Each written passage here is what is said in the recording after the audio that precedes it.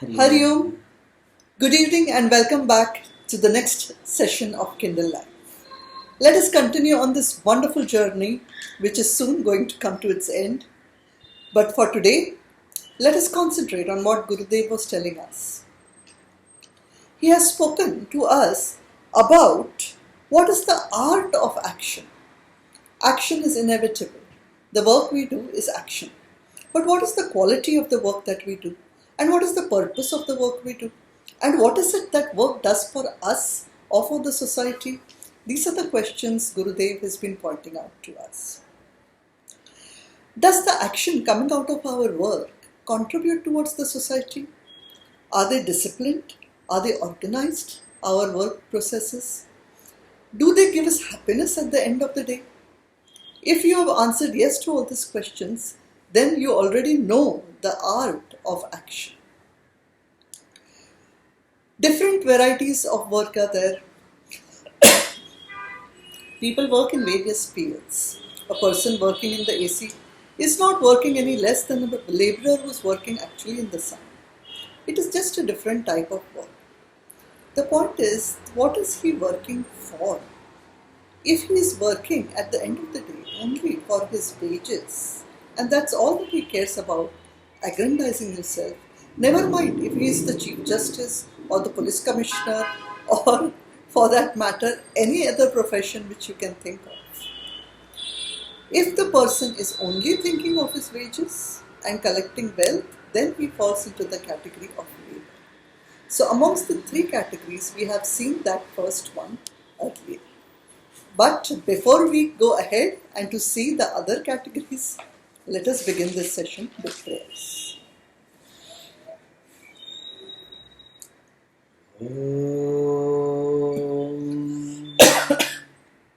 समस्त जन कल्याणी निरतं करुणामयं नमामि चिन्मयं देवं सद्गुरुं ब्रह्मविद्वरम् ॐ सहना भवतु सहनौ भुनक्तु सह वीर्यं करवावहै तेजस्विनावधीतमस्तु मा विद्विषावहै ॐ शान्ति शान्ति शान्तिः हरि ओम.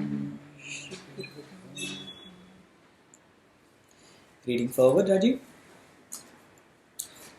The second variety, in contrast to the laborer, is called the worker. You will wonder, laborer and worker, where is the difference after all?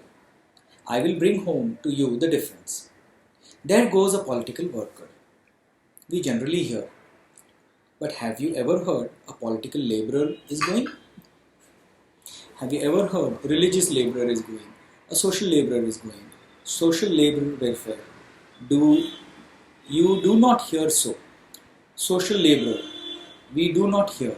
What are you doing? Nowadays I am doing social labor. Social labor, we do not say. We say, I am a social worker. I am a political worker. I am a religious worker, and so on. Then, why do we say worker as a contrast to the laborer? There is a certain difference. To a worker, if you ask, "Oh political worker, why are you sweating like this?" He will say, "That is because I want to bring about something in the society." What is that you want to bring about? He will not say, "I will get more profit." His eyes are not on profit. No doubt he wants profit. Besides that, he wants some success in the society. Major difference. If you ask a worker, why is he working? He will say, I want success. Therefore, I am working hard. The laborer is asked, why are you laboring? He says wages. The worker wants success. Success in what? Every worker has a picture of an ideal heaven, of a perfect society. The ideal may be a socialistic pattern or a communistic pattern or a divine pattern. But he has got a picture of an ideal, and he is invariably struggling hard to bring about that ideal as an actual fact around him in his own lifetime if possible. The socialists want the socialistic pattern in the society before he dies. The communist wants to bring the communistic pattern. Thus, each one has an ideal in his mind, and he struggles to make the ideal an actual fact. Such men are called workers. The worker is working not for mere profit, not for the wages. What he wants is an idealistic pattern which he has in his intellect, which he wants to bring about and work out in society. To the extent the ideal is worked out in society, to that extent he is happy and he says, I have succeeded. Thus, a laborer wants wages so that he may be happy with his wife and children. A worker wants success for the ideal he has. He wants to bring it out in the society. So now we have seen the two types of people and their differences. What is a laborer and what is a worker? Now let us see the third type. The third are the rare ones. The laborers are many in the world. The workers are less in number. But the third variety is very few indeed. In the world at a given period of history, and they are called men of achievement. Thus, men of labor, men of work, and men of achievement is the threefold classification of the Ṛṣis. Ask the man of achievement, what is that you want in the world? Why are you working? O Buddha, why did you work? O Christ, why did you work? O Muhammad, why did you move from place to place preaching against many odds? Surely they were working in the world not for wages nor for anything else, but they must necessarily work because they feel such an urge that they must work, and they work for fulfillment. Such people work in the world not for profit, not for success, but with a feeling of kritakrityata, with a sense, I have done the right thing to be done. And irrespective of the age, irrespective of whether we as a society are going to recognize them in their lifetime or not. They are the men of achievement. All that a man of achievement wants is that secret joy in himself, that sense of fulfillment. I did what best I could do in that matter, whether others recognize it or not. They do not care at all, and invariably generations crush them down in all periods of history. Christ was destroyed. Almost all great men, from the ancient times up to our own Mahatma Gandhi, were mercilessly murdered. The world did crush them out, but they died most happily because of the sense of overflowing joy that comes from the thought, so long as I lived in the world, I did the right thing and got my generation to do the right thing. Whether others value it or not, it is their destiny indeed. But I have done my job as the best I could. What high and lofty thoughts! In that ecstatic joy, they invariably die. All such people are indeed called men of fulfillment. Those rare gems, the rare people who in their lifetimes also don't get recognition, and so many of them are actually killed or murdered when they are doing great things which will influence the future generations ahead. It is in the category of poets, it is in the category of writers, category of painters, category of thinkers, category of scientists, category of social workers, politicians, great leaders, men of religion. Most of them you will see that who left behind legacies. They got recognition only after their death. The point is, that did not affect them or their work. They knew what they wanted to do. They were sure of their goal, their achievement, and they did that with a great sense of fulfillment. They did not wait for the world to give them recognition or give them any padvi or give them any honors. But when they finished their work, they left it for thousands of years for people to walk the path on which they walked. I can read. And did you read?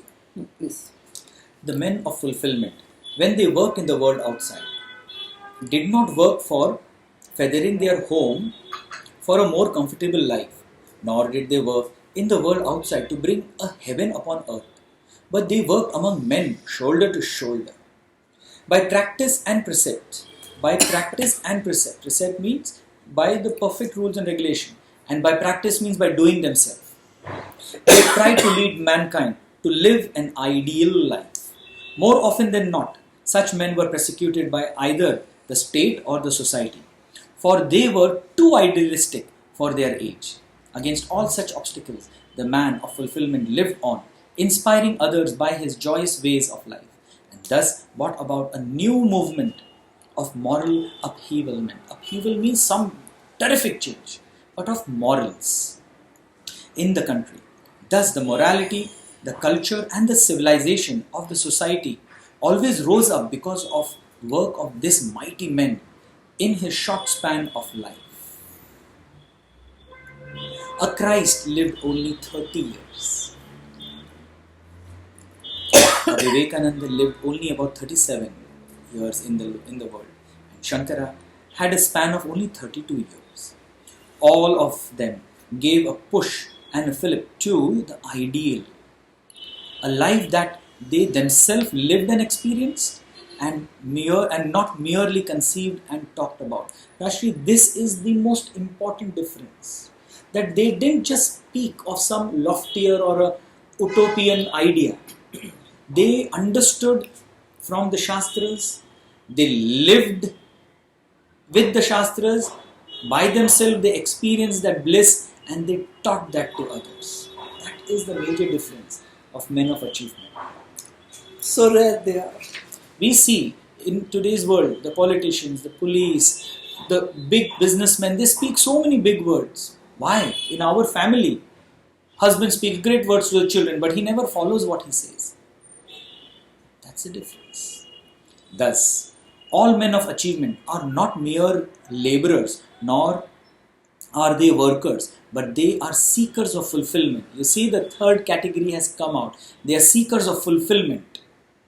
But by living in the world, the society, the idealistic life, in spite of the fact that people around them were not living nor willing to live the life ideal, they thrilled and inspired their generation, generating in them awe and reverence for the perfect life. Such ideal men alone have crowbarred, means pushed forward, the world to a higher level, to the greater consciousness of the moral principles.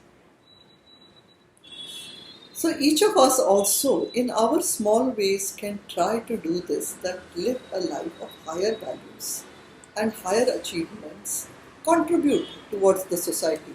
Earlier on, yesterday also, we spoke about this, that we have to see our country as our own. We have to contribute towards its progress, towards its achievement, and not just think about our own little lives. Not just talk about the great culture of India, live the great culture. Be a part of that great culture. Today, we hear from most of the educated people and the great workers in the secretariat. Why secretariat? If you remember, the whole talk Gurudev is giving to the secretariat, the workers of the secretariat. Government employees. Today we hear from most of the educated people and the great workers in the secretariat. Swamiji, we cannot afford to be honest in the secretariat.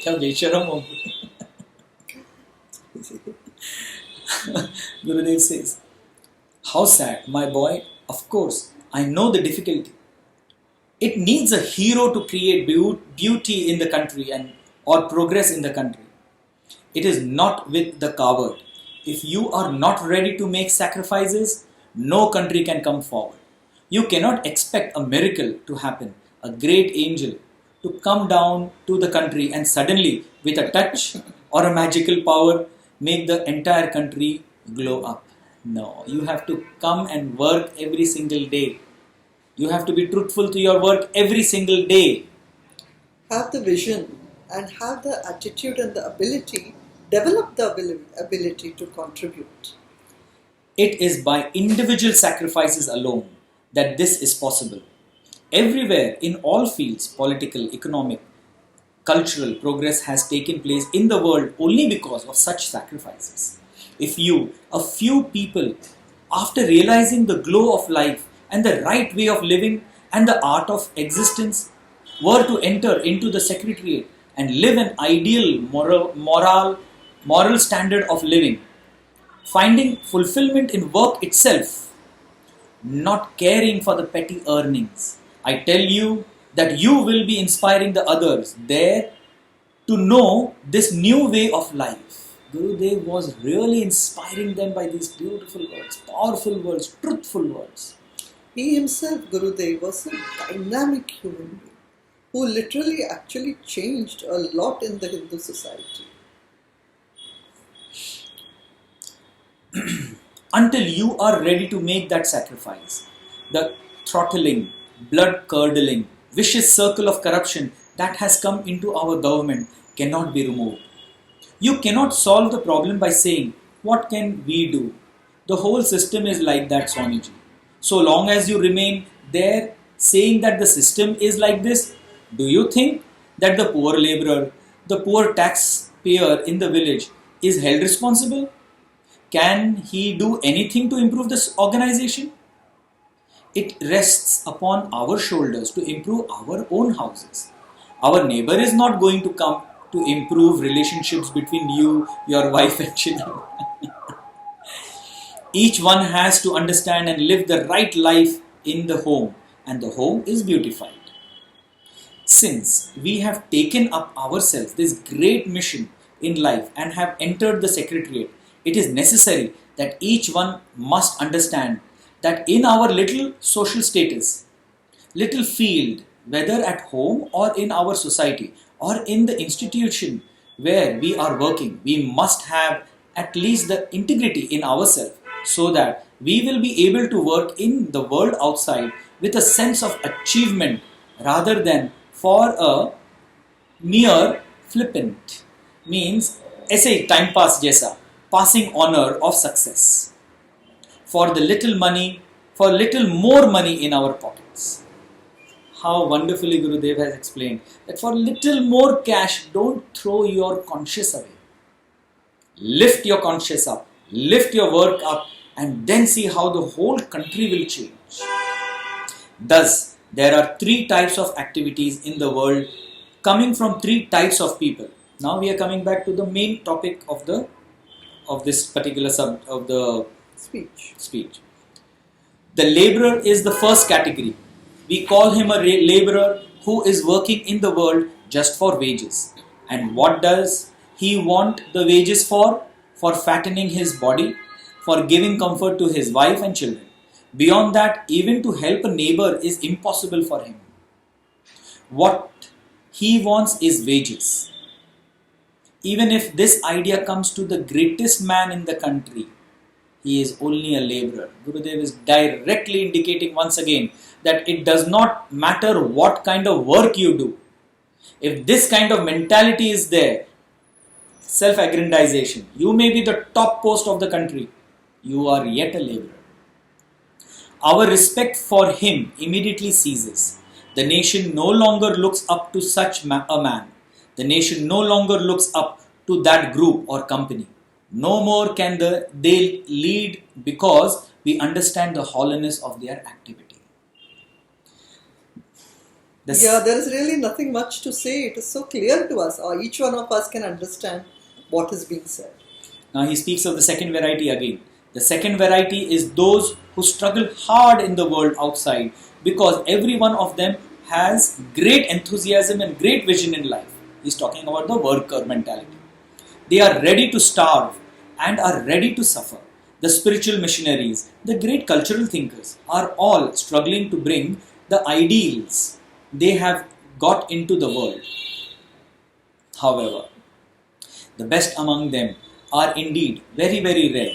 They do not generally come in every generation. It is they who give a flip to the general cultural beauty of the society, and they crowbar the entire generation, lift the entire society to a higher standard of life, a higher dignity of morality, a greater virtue of life.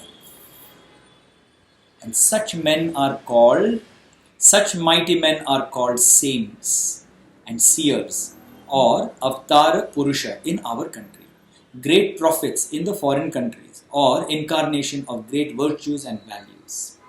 They are called so not because they worked in the world or because they had a great party, but because they lived the ideal life. Each one inspired the others even after the body was annihilated. The fragrance of their thoughts, the might and glory of their ideals gathered new momentum as the years rolled by. The more the generation came after the date of their death, the more seems to be the compelling charm and the beauty in which they lived. For example, Christ died 2000 years ago, and yet you find that the further you move away from the ideals that he lived for, and he met joyously his own death at the hands of that generation, his glory is becoming more and more compelling in the world. Similarly, 2500 years ago, even 500 years before Jesus Christ had come, 2500 years ago, the Buddha died. The more we move away historically from him, the more detachedly we can experience what he did. And we appreciate the Prince of Compassion more and more. Unbelievable it is. No doubt, if there were newspaper, now Gurudev is very sarcastic, please understand this. No doubt, if there were newspaper men at that time of the Buddha or Christ, both of them would have been given only a corner in the 8th page of the newspaper saying that the criminal Christ also has been murdered, or that the Buddha died as an unknown fellow during his retreat. He's further talking about Buddha. He was once upon a time the great Prince Siddhartha, but the fool left everything like a stupid person, went into retreat, begged in the street of Sarnath, where he lived until he died, and 1,000 disciples of his are knocking about all over. He was only a manufacturer of beggars in the country. I mean, imagine at that time, the generation, if they had journalists and newspapers, this is what they would have printed for such great souls. That would have been the report of our own local representative of the newspaper. If there were newspaper at that time, please do not take it personally, any of the news people who are watching this. But unfortunately, sensationalizing things is become the norm of today's world. They never issued statements. They, the great Mahatmas, the men of achievement, they never issue any statements to the press or held conferences to the press. They silently, quietly and secretly worked in their own villages and in their own streets like Socrates, calling on the villagers around and singing about the new vision of thought. They lifted their generations to a higher level. Actually, Socrates, I'm sure everyone knows. Yeah. But still a little about Socrates. I think we have mentioned many of them. The idea is clear about all of this, that these great men of achievement, very rare, they lift not only themselves but the whole society with them, irrespective of whether they get recognition or not. And maybe during their lifetime, they have even been crucified and killed. But they leave behind legacy for generations to come. They become immortal in that sense. So these are the people that we have to look up to and try to walk on their path. Now Gurudev is again pointing about what is happening, was happening then, and it is also happening today. In our cities, we see sights of people going about the coffee houses and having a jolly good time. Jolly good time cannot be had if jolly good money is not there. And the jolly good money to all the millions of people can never be given by any government. We have seen this in COVID-19. People thought that everyone will get money. There are countries like America who gave everyone the money. Everyone got weekly bhatta, as it is called. For how long could they give? They are already deciding they can't give any more than 3 months. It is impossible. When you don't work, how can you receive anything? Everybody in the secretariat has told me, Swamiji, it is very difficult. When I ask, what is very difficult? I asked to make both ends meet. It is real. I got a reply. I said, why? You have been getting a good salary now. Swamiji, you do not know. Nowadays it is very difficult to make both ends meet. Now when I heard this from a clerk, I thought probably the fellow was poorly paid and therefore this answer. I went to the upper division clerk. Gurudev is now going one step up. I went to the upper division clerk and he too told me very difficult to make both the ends meet. So I went to the superintendent. He also said, Swamiji, these days you don't know, it is very difficult to make both ends meet. The deputy secretary, the under secretary, the minister, the chief minister. Go to anyone, everyone says it is very difficult to make both ends meet. Now, what is the matter? Why this is so? The more you get, the more difficulties arise to make both ends meet. It is all because of our stomach has got a knack. It looks of growing further than our belt. Take any belt you purchase. By the time you come home from Chandni Chowk and try it, the stomach is bigger and the ends of the belt do not meet. We all know the Chandni Chowk of New Delhi and the food gullies which are there. Obviously, the belt is not going to fit. We have to learn to keep our stomachs in parity so that the belt may be sufficient to cover it, or else the whole life or the 24 hours in a day will not be sufficient to fatten the body or the stomach. So if your stomach grows bigger, then something must be done. And today the modern man, whether he is a capitalist or an ordinary man, seems to think that the stomach has grown so big now that the entire head is inside it. The stomach has become so big that there is nothing beyond the stomach. The head is also a stomach. The heart is also a stomach. Nothing goes beyond the stomach, because the stomach has become so big that the appetite to live the sensuous life has become insatiable. So Gurudev is directly hinting that the stomach does not mean only the stomach.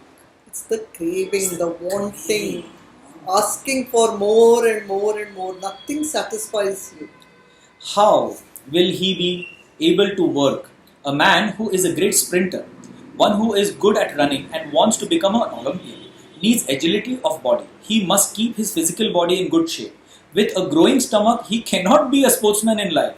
He cannot even move about properly. We think that intellectually we have become a pot-bellied. Rajshree, you read this. It is brilliant. Okay. We think that intellectually we become so pot-bellied and have got so much to satisfy that even the 2 hands, 2 legs, 24 hours around the clock seem not to be sufficient. There is therefore disgruntlement at all times and discontentment in the heart.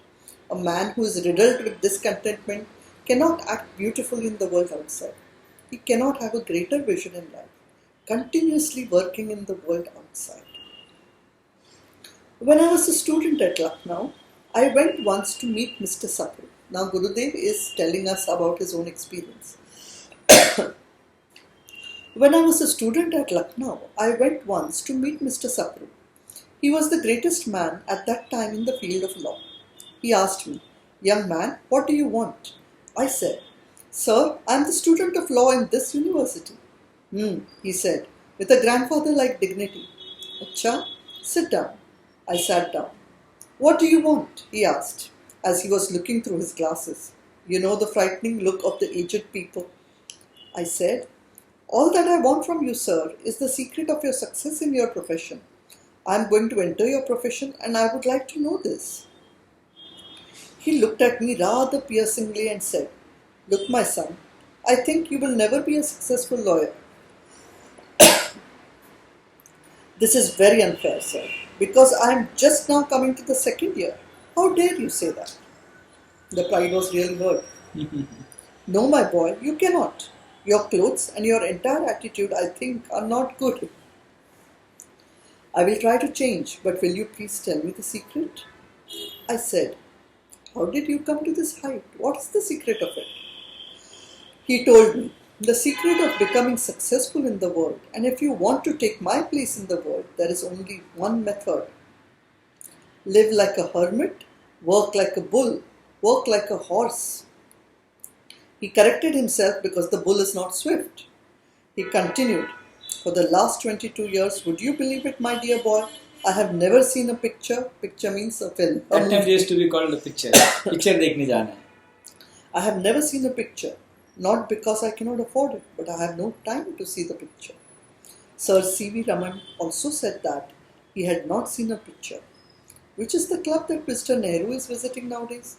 Where is the time for these things of such men of success, men of action? Gurudev is trying to think about utility of time. That those who are men of action, who are men of achievement, for them time is very important. They don't have time to waste. Take any man of success in any profession. He has no time to waste in the coffee house. No time even to go near a picture house. But most of the people, if they have a little time at their disposal, go round and round the Connaught Place. Again, Connaught Place is a place in Delhi. Polishing the verandas. They have nothing to crave for, to demand, to work, to achieve for themselves. All that they want is to live and at the flesh level.